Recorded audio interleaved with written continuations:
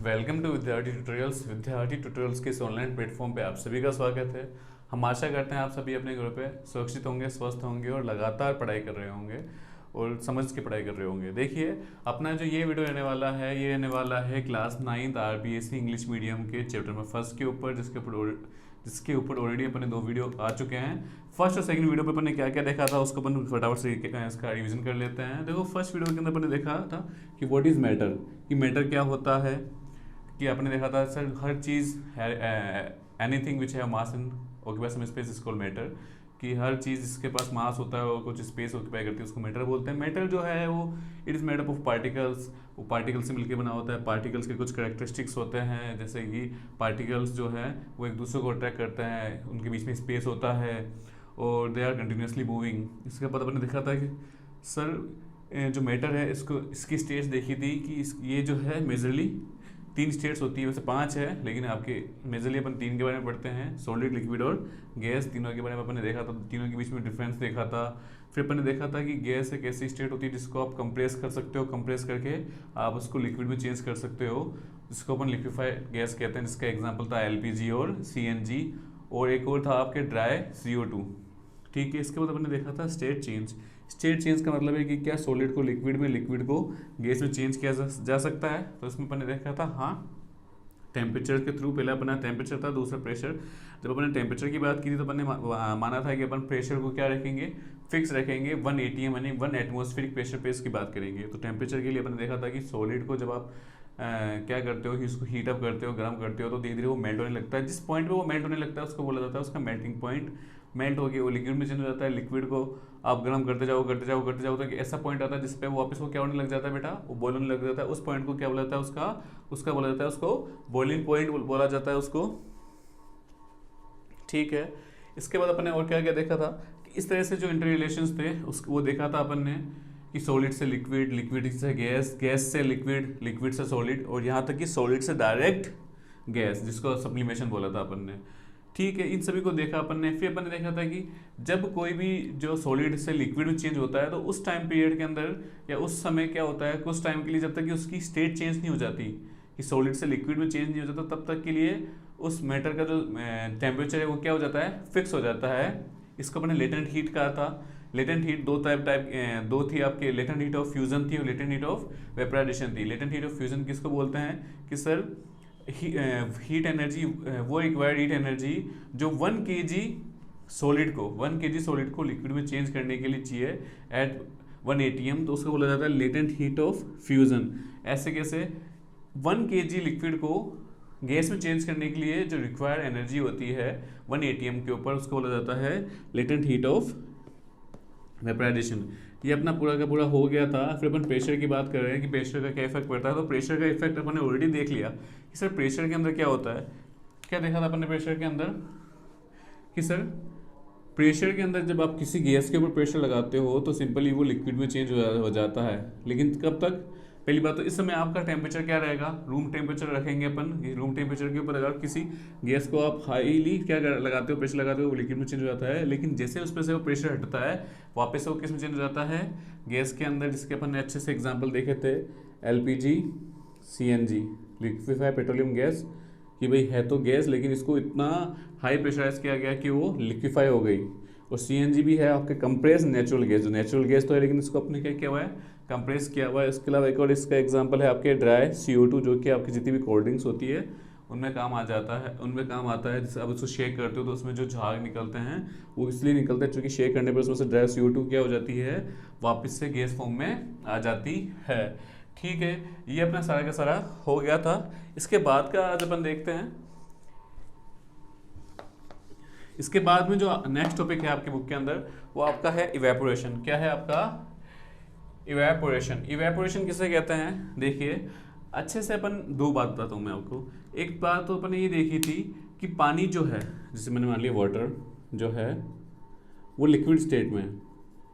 Liquid से अगर बात करूँ मैं उसको गैस में चेंज करने के लिए तो क्या क्या टेम्परेचर चाहिए मुझे उसके लिए, तो आपने कल ही बताया था। तो सर इसके लिए अपन को लगभग मिनिमम और मैक्सिमम दोनों की बात करो तो एक फिक्स टेम्परेचर है जिस टेम्परेचर को अपन को चाहिए होता है। जो टेम्परेचर कितना था 100 डिग्री सेल्सियस, कितना था 100 डिग्री सेल्सियस था, इस टेम्परेचर पे लिक्विड को गैस में चेंज होने के लिए चाहिए। अब ये आपका पहला इवेंट, ये बात आपको याद रखनी है, चलो याद है ना। दूसरी बात कि आपको सबको पता है कि जो ओशन है उसका पानी क्या हो जाता है, इवेपोरेट होता है और बादलों में चेंज हो जाता है, फिर बादलों की वजह से बारिश होती है। तो ओशंस का जो पानी है, जो वाटर है, वो लिक्विड फॉर्म में है, और जो आपके क्लाउड्स हैं वो आपके किस फॉर्म में है, आपके गैस के फॉर्म में है, या मान लो यहाँ से क्लाउड्स बनने तक पूरा का पूरा आपके वेपराइज होके in the form of gas वो निकल रही है। तो क्या ओशन का जो टेम्परेचर है वो 100 डिग्री तक पहुँच जाता है? क्या ओशन का टेम्परेचर भी 100 डिग्री सेल्सियस तक पहुँच जाता है, तब जाके वो इवेपोरेट होके बादल में चेंज होते हैं? हाँ, ऐसा है। अगर ऐसा नहीं है तो क्यों नहीं है, और ऐसा है अगर मान लीजिए कि चलो ये बात सही मान ली कि ऐसा होता है, तो इस कंडीशन में तो मतलब 100 डिग्री सेल्सियस पे तो वहाँ की जो क्रिएचर्स है उनका क्या होता होगा, वहाँ के जो आपके सैलानी हैं जो आपके जाते हैं उनका क्या होता होगा। तो इन दोनों में से कौन सी बात सही है, कौन सी बात गलत है? तो ध्यान से देखा जाए तो दोनों बातें सही हैं कि सर 100 डिग्री के ऊपर क्या होता है, वाटर जो है वो लिक्विड से गैस में चेंज होता है, उस प्रोसेस को बोलते हैं अपन उसका बॉइलिंग होना, उसका बॉयल होना। लेकिन यहाँ जो प्रोसेस होती है उसको क्या बोला जाता है, उसका इवेपोरेशन। इवेपोरेशन क्या है, मतलब बॉइलिंग पॉइंट से पहले ही लिक्विड जो है जो वाटर है वो क्या हो जाता है, इवेपोरेट हो जाता है। अब कैसे इवेपोरेट हो जाता है वो देखिएगा।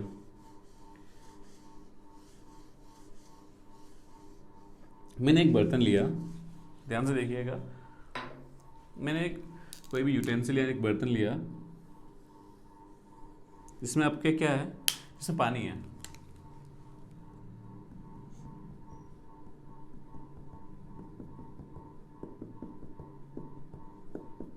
ठीक है, और इसको मैंने क्या रखा, इसको मैंने धूप में रख दिया।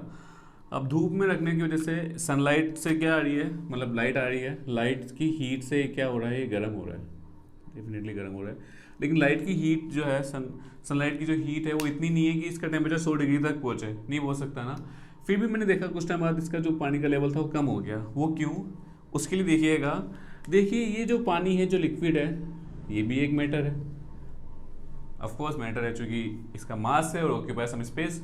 अगर ये मैटर है तो ये चीज़ मेड अप ऑफ पार्टिकल्स। तो मैंने मान लिया कि ये जो पार्टिकल्स है कुछ ये हैं, पानी के अंदर जो पार्टिकल्स हैं मैंने थोड़े बड़े कर दिए, वैसे बहुत छोटे होते हैं, आप देख नहीं सकते, मैंने बड़े कर दिए। ठीक है, अब तक तो मैंने जो बात स्टार्टिंग बोली थी वही यहाँ पे काम ले रहा हूँ कि लिक्विड जो है it is matter is made up of particles. अब अगर पार्टिकल्स है तो पार्टिकल के कैरेक्टरिस्टिक्स भी होंगे, हाँ भाई, एक दूसरे से अट्रैक्ट हो रहे हैं, बीच में स्पेस है और कंटिन्यूसली मूव कर रहे हैं। कंटिन्यूसली मूव कर रहे हैं इसका मतलब कि बस इसकी बात करूँ तो ये कंटिन्यूसली इधर इधर इधर इधर मूव कर रहा है, डेफिनेटली मूव कर रहा है।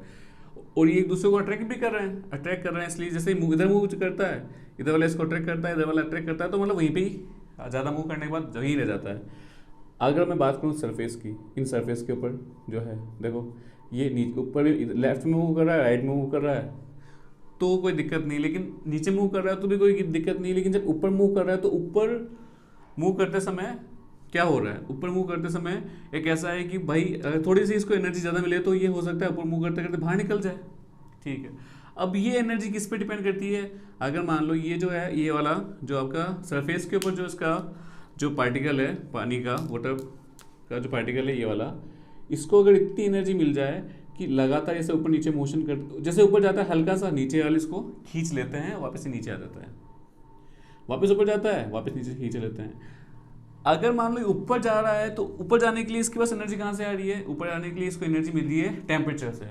अब टेम्परेचर जो है मैंने इसको सनलाइट से दे रहा हूँ टेम्परेचर, अगर टेम्परेचर मिलते अगर इसका टेम्परेचर इसको इतना मिल जाए कि ये ऊपर जाए और इनके जो अट्रैक्शन है ना, जो दूसरे जो पार्टिकल्स इसको खींच रहे हैं, उस अट्रैक्शन को तोड़ दे, तो सिंपली ये कहाँ निकल जाएगा, सिंपली ये मस्त आज़ाद हो जाएगा और बाहर निकल जाएगा। मतलब इस जो आपका जो यूटेंसिल्स उससे बाहर निकल जाएगा और हवा में चल जाएगा। अब हवा में चलने के मतलब बाहर निकल जाएगा और धीरे, इसी वजह से इसका जो लेवल है वो सरफेस कि वाटर सारे के सारे जो सरफेस के जो पार्टिकल्स है सबको एनर्जी मिलेगी उतनी की उतनी, ऐसे थोड़ा ना कि इस पर्टिकुलर पार्टिकल को मिलेगी सन से एनर्जी, सभी को मिलेगी, तो सभी के धीरे धीरे क्या करने लग जाएंगे, इवेपोरेट होने लग जाएंगे। मतलब 100 डिग्री पर मतलब नहीं है ये, लेकिन फिर भी उससे कम टेम्परेचर के ऊपर भी जो सरफेस के ऊपर जो पार्टिकल्स है वो सनलाइट की हीट से इतनी एनर्जी ले लेते हैं कि वो क्या कर देते हैं, अपने अट्रैक्शन फोर्स को तोड़कर बाहर की साइड इवेपोरेट बाहर की साइड चल जाते हैं, जिसकी वजह से जो वाटर का जो लेवल है वो क्या हो जाता है, कम हो जाता है। इसी प्रोसेस को बोला जाता है इवेपोरेशन। इवेपोरेशन इसी प्रोसेस को क्या बोला जाता है, आपके इवेपोरेशन। ठीक है, अगर बात की जाए आपके इवेपोरेशन की, तो इवेपोरेशन क्या है, आपके बॉइलिंग से अलग होता है इवेपोरेशन। बॉइलिंग तो होती है कि वो पॉइंट जिस पे कोई भी ऑब्जेक्ट है, सॉरी जिसपे कोई भी लिक्विड जो है वो बॉइल होना शुरू होता है, जबकि इवेपोरेशन क्या होता है कि बॉइलिंग से पहले ही वाटर का किस में चेंज हो जाना, गैस में चेंज हो जाना, आपका इवेपोरेशन कहलाता है। अब ये जो इवेपोरेशन है बेटा, ये किस किस पे डिपेंड करते हैं आपके, देखो किस कौन कौन से फैक्टर इस पर डिपेंड करते हैं। अब देखो, एक तो बर्तन ये है, दूसरा एक और बर्तन लेता हूँ मैं, दूसरा यूटेंसिल लेता हूँ कुछ ये वाला,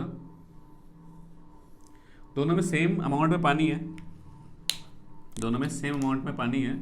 आप मुझे बता सकते हो कि इन दोनों में से किस में ज़्यादा इवेपोरेशन होगा, इस ए में या बी में? तो आप बोलोगे सर बी में। क्यों? क्योंकि सर बी की सरफेस एरिया बड़ा है, बी की सरफेस एरिया बड़ा है, सरफेस एरिया बड़े होने की वजह से क्या है कि ज़्यादा से ज़्यादा जो पार्टिकल्स हैं वो क्या है, वो बाहर एयर के साथ कांटेक्ट में है और ज़्यादा इजीली क्या कर सकते हैं, बाहर निकल सकते हैं, जबकि यहाँ पर ऐसा नहीं है। इसका मतलब जैसे जैसे आप सरफेस एरिया बढ़ाओगे, जैसे जैसे सरफेस एरिया बढ़ाओगे, वैसे वैसे इवेपोरेशन की जो स्पीड है वो बढ़ेगी। इवेपोरेशन मतलब दोनों को मैं सेम टेम्परेचर दूं, सेम पानी है, तब भी इन दोनों में से इवेपोरेशन बी में ज़्यादा होगा। क्यों? क्योंकि बी में जो सरफेस एरिया है पानी का वो क्या ज़्यादा है। ठीक है, तो पहला पॉइंट ये है कि सर सरफेस एरिया पे डिपेंड करता है इवेपोरेशन, सरफेस एरिया बढ़ाने पर बढ़ता है और कम करने पर कम होता है। दूसरा है टेम्परेचर।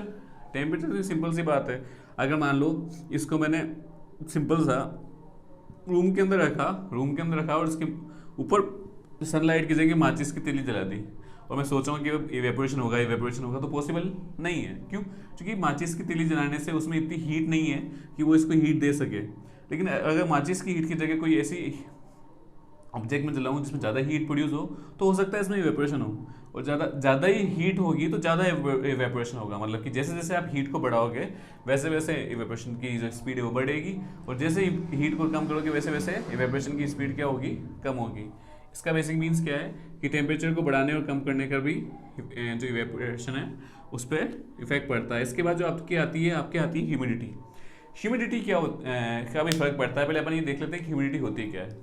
जो ह्यूमिडिटी का मतलब होता है ऑलरेडी जो आपके वाटर आपके जो एयर है इसके अंदर वाटर मॉलिक्यूल्स हैं। आपके जो एयर से, जैसे मैं बात करूँ, मैं आपके ये बोर्ड है, बोर्ड से लेकर मेरा हाथ है, इन दोनों मेरे हाथ और बोर्ड के बीच में जो स्पेस है यहाँ पर भी अभी भी क्या है, कुछ वाटर है। वाटर के छोटे छोटे पार्टिकल्स है, टिनी पार्टिकल्स हैं जो आपके एटमॉस्फेयर के अंदर रहते हैं। उनकी प्रेजेंस ही होती है जिसको अपन क्या बोलते हैं, वो एयर के अंदर जो उनकी प्रेजेंस होती है उसी को बोलते हैं अपन ह्यूमिडिटी। क्या बोलते हैं अपन? ह्यूमिडिटी। उसका क्या फर्क पड़ता है? अब सपोज करो इसी इवेंट, ये जो इवेंट किया अपन ने, इसी घटना को अगर मैं करता हूँ किसी ओशन के पास करता हूँ, इसी इवेंट या किसी ओशन के पास का जो आपके तट है, जो इलाका है, जो बाग है, वहाँ पे इवेंट करता हूँ, तो वहाँ पर क्या है, देखो वहाँ पर आसपास इतना पानी है कि वो पानी ऑलरेडी इवेपोरेट होके ऊपर की साइड है। मतलब ऑलरेडी पानी जो है इवेपोरेट होके क्या है, अच्छा खासा कहाँ पर है, एटमॉस्फेयर में प्रेजेंट है। अब सनलाइट से यहाँ पे ये जो है एटमॉस्फेयर सरफेस, इस पर अगर सनलाइट पड़ भी रही है तो सनलाइट क्या करेगी, इसकी वजह से ये जो है बाहर निकलने की कोशिश करेगा, लेकिन बाहर की साइड क्या है, पार्टिकल्स है, तो उसके पास इतना स्पेस ही नहीं है कि वो बाहर जा सके। बाहर जाएगा तो वापस उसको धक्का मिलेगा। तो ह्यूमिडिटी का भी डिपेंड करता है। इस ह्यूमिडिटी का सबसे अच्छा एग्जाम्पल आप ये दे सकते हो कि अगर आपके पसीने भी आ रहे हैं ना, अगर गर्मी है तो पसीने सूख जाएंगे, लेकिन अगर किसी जगह ह्यूमिडिटी है, ह्यूमिडिटी तो आपके पसीने सूखते नहीं। क्यों? क्योंकि जो पसीने हैं वो इवेपोरेट होना चाहते हैं, इवेपोरेट होकर आपके एटमॉस्फेयर में आना चाहते हैं, लेकिन ह्यूमिडिटी का मतलब है कि आपके एटमॉस्फेयर के अंदर ऑलरेडी पानी है, ऑलरेडी क्या है, आपके पानी है, वाटरी ड्रॉप्स है। तो इसी वजह से आपका जो सरफेस वाला जो पानी है, जो वाटर है, वो चेंज नहीं हो पाता। तो इसका मतलब ह्यूमिडिटी के ऊपर डिपेंड करता है कि अगर ह्यूमिडिटी ज़्यादा होगी तो क्या होगा। ह्यूमिडिटी ज़्यादा होने का मतलब क्या है कि एटमॉस्फेयर के अंदर ज़्यादा क्या है, वाटर पार्टिकल्स हैं, कि मतलब कि वाटर की टीनी ड्रॉप्स है। तो ह्यूमिडिटी ज़्यादा होगी तो इवेपोरेशन कम होगा। इसका मतलब है अगर ह्यूमिडिटी ज़्यादा होगी तो इवेपोरेशन कम होगा, और अगर ह्यूमिडिटी कम होगी तो इवेपोरेशन ज़्यादा होगा। सिंपल याद रखना। इस ह्यूमिडिटी को वापस से आप समझ लीजिएगा। ह्यूमिडिटी होता है क्या, ह्यूमिडिटी का बेसिक मीन्स होता है कि एयर के अंदर ऑलरेडी जो वाटर की जो ड्रॉप्स है या वाटर है उसका प्रेजेंस को ही ह्यूमिडिटी कहते हैं। इसी वजह से आपने देखते हैं कि जो आपके जो ओशंस के पास वाले जो इलाके होते हैं वहाँ की ह्यूमिडिटी बहुत ज़्यादा होती है। मतलब वहाँ पे जो पसीना है वो इजीली सूखता नहीं, लोगों को घुटन सी होने लगती है। क्यों? क्योंकि पसीना तो आना एक नेचुरल बात है, लेकिन वो सूख नहीं पाता। क्यों? क्योंकि वो इवेपोरेट नहीं हो पाता। इवेपोरेट होने का मतलब है कि वो एटमॉस्फेयर में नहीं जा पाता। एटमॉस्फेयर में जाएगा कैसे? आपको मैं अगर एक ऐसे रूम में भेजूँ जिसमें ऑलरेडी 10 लोग बैठे हैं, जगह ही नहीं है, तो आप जा ही नहीं सकते। सेम चीज़ ये है कि पानी की जो बूंद आपके हाथ के ऊपर है या जो इसके अंदर है, वो एटमॉस्फेयर में जाएगी कैसे? जब एटमॉस्फेयर में ऑलरेडी ही ह्यूमिडिटी की वजह से बहुत सारे पानी की बूंदें हैं, पानी की ड्रॉप्स है, तो कैसे जाएगी? ठीक है। इसके बाद जो नेक्स्ट आता है वो आगे आती है विंड स्पीड, मतलब हवा की स्पीड की वजह से भी। अब विंड स्पीड का बेसिक मीन्स है हवा की स्पीड की वजह से क्या होता है, हवा जब बहती है तो वो क्या अपने साथ इन ड्रॉप्स को भी ले जाती है। इसी वजह से देखा है ना कि अपन क्या करते हैं, जब ठंडी में कपड़े सुखाते हैं तो हवा की वजह से वो क्या हो जाते हैं बहुत बार जैसे मान लो 2-3 दिन 4 दिन धूप नहीं आई तो वो हवा की वजह से भी सूखते हैं। हवा भी क्या करती है, उनको ड्राई करने की, उनमें से जो वाटर है उसको इवेपोरेट करने की कोशिश करती है, ऐसे छोटे छोटे कि भाई तू भी निकल। ठीक है, तो 4 पॉइंट्स अपने देखे कि जो इवेपोरेशन है वो सरफेस एरिया पे डिपेंड करता है, टेम्परेचर पे डिपेंड करता है, ह्यूमिडिटी पे डिपेंड करता है और विंड स्पीड पे डिपेंड करता है। ठीक है, इनको अपन ने अच्छे से समझा है। ठीक है, तो अपन ने इसके बाद जो है आपके नेक्स्ट है आपके इवेपोरेशन कॉजेस कूलिंग, जो कि इसका लास्ट टॉपिक है। इसके साथ साथ अपन देखेंगे प्लाज्मा और BEC, और इसके साथ ही आपका चैप्टर खत्म हो गया। तो अब तक जो मैंने पढ़ा है उसमें अगर किसी को कोई डाउट हो तो आप कमेंट करके पूछ सकते हैं। देखिए अपन ने अब तक कुछ नहीं पढ़ा, अपन जो पढ़ा उसको मैं वापस बता देता हूँ मैं आपको।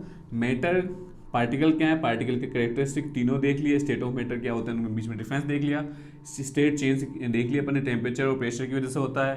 टेम्परेचर पढ़ते समय प्रेशर फिक्स रखते हैं, प्रेशर पढ़ते समय टेम्परेचर फिक्स रखते हैं। टेम्परेचर के लिए अपन ने बॉइलिंग पॉइंट और मेल्टिंग पॉइंट देखा, लेटेंट हीट कहती है, इसको सही से समझा। इसके बाद हमने देखा कि भाई बॉइलिंग में और इवेपोरेशन में डिफरेंस क्या है। तो इवेपोरेशन किसे कहते हैं, इवेपोरेशन किस किस पे फैक्टर्स पे डिपेंड करता है, और स्पेशली अपन ने देखा जो इवेपोरेशन होता है वो क्या, वो टेम्परेचर पे डिपेंड करता है, वो ह्यूमिडिटी पे डिपेंड करता है, वो उसके अलावा आपके सरफेस एरिया और विंड स्पीड पे डिपेंड करता है। इसके बाद है कि भाई इवेपोरेशन की वजह से क्या होती है, कूलिंग होती है। इवेपोरेशन की वजह से कूलिंग होती है, बहुत छोटा सा टॉपिक है। इसके साथ अपन क्या है, इसके साथ है आपका BEC और प्लाज्मा। इसके साथ ही आपका चैप्टर खत्म है नेक्स्ट वाले वीडियो के अंदर, जो कि बहुत छोटा हो जाएगा। और अगर आपको वीडियो अच्छा लगा है तो वीडियो को लाइक करें, शेयर करें, अपने दोस्तों के साथ भी इसको शेयर करें। ओके, धन्यवाद दोस्तों।